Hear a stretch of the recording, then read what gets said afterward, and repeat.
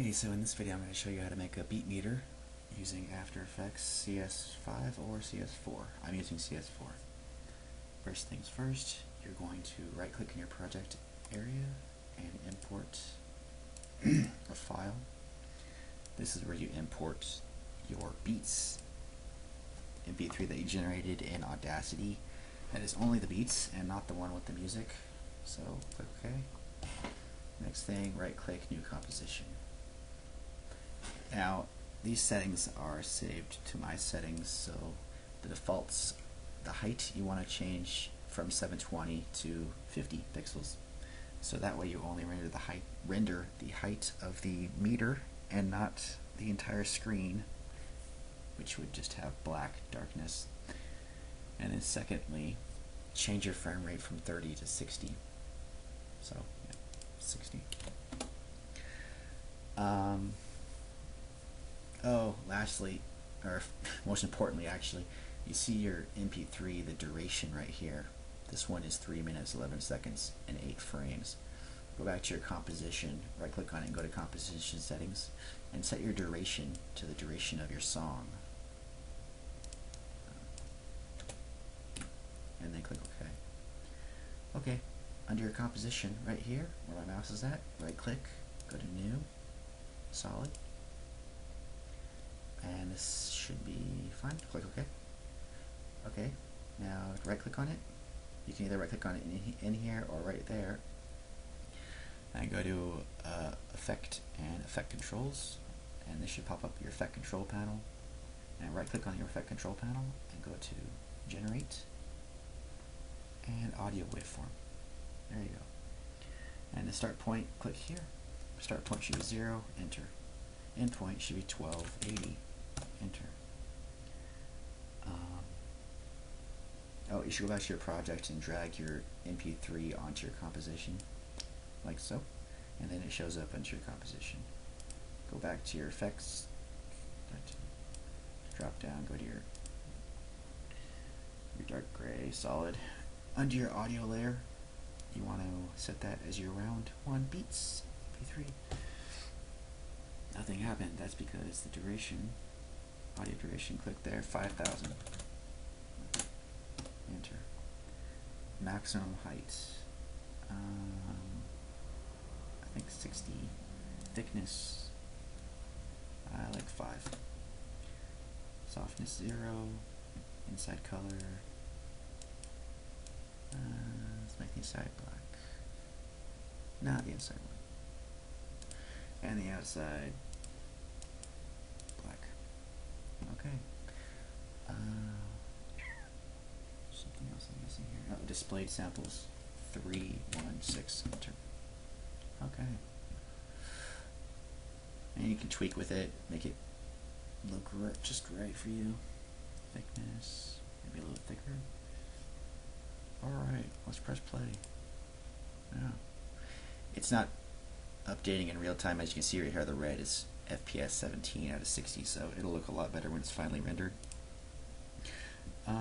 Okay, we're going to make a background now. Up here, under this rectangle, double click on it. That just created a mask. That's not what we want to do. Control Z. Make sure you don't have dark gray selected. Now double click on it. Now it made a new shape. Okay. You want to click on your fill, or the fill right here, the text fill, and you want to fill it with a salt null gradient, a linear gradient. Yep. Okay. Now this little circle right here, control the gradient like that. I like to make it just above it. So it's like that. This is your background. Let's click on your gradient again. Let's make it colorful. Let's make it pink, and over here, let's make it red. That is really obnoxious, but I think it'll look fine once I drag this shape layer underneath the gray solid. Hey, there you go. That's looking kind of nice, huh? So, Oh, we want the little indicator in the center to, to let you know when to, you know. Alright, so let's make another shape. Double click on that rectangle tool again, and here you have your shape. Hold down the space bar and you can drag this around. So you're just going to resize this to the center. Okay, let's fill this. Click on the fill text, and then let's just fill this solid, nice and black. But let's change the opacity down to about 50%. And let's make a stroke, which we already have a stroke, of 3 pixels. Oh, let's select it again. Let's make that stroke black. And there's the black stroke. It's stroking the top and the bottom. I don't know why it's not doing that to the sides. Whatever. It looks good. And let's press play. Wow. Looking good. Okay. So now that we created our beat meter, let's render it. Go to Composition, Add to Render Queue. Okay. Now under the output, click on this drop-down menu and go to Custom. Or you can just click on the lossless button. We do not want to encode this in lossless. That'll be a giant file. Under Format, right here, drop down. You want to go to Windows Media. You don't need to include these other things. Doesn't really matter. Under Format Options, click that button, Format Options. Export just the video. The audio should be already in your video along with the beats. Preset. Looks like it's at 30 FPS.